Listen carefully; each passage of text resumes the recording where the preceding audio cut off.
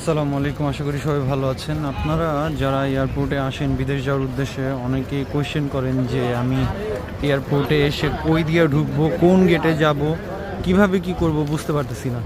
So তাদের জন্যই আসলে আজকের এই ভিডিওটা। জাস্ট চোখ রাখেন, দেখেন কই যাই। সো আপনারা এয়ারপোর্টে ঢুকে আস্তে আস্তে গেটগুলোর কাছে যাবেন। যেমন এই যে আমার সামনে রয়েছে 6 নম্বর গেট। গেটের দিকে যাওয়ার পর একটা মনিটর দেখতে পাবেন, আমি আপনাদেরকে দেখাচ্ছি। সো এই হচ্ছে সেই মনিটর। বেসিক্যালি এই মনিটরে দেওয়া আছে যে কোন ফ্লাইটটা কোন রোতে চেক ইন হবে। যেমন ধরেন BG 127, এটা হচ্ছে চেক ইন রো ডি। তারপর US Bangla rho C.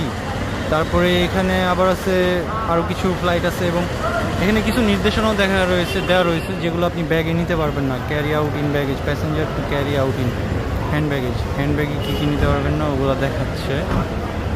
Just wait.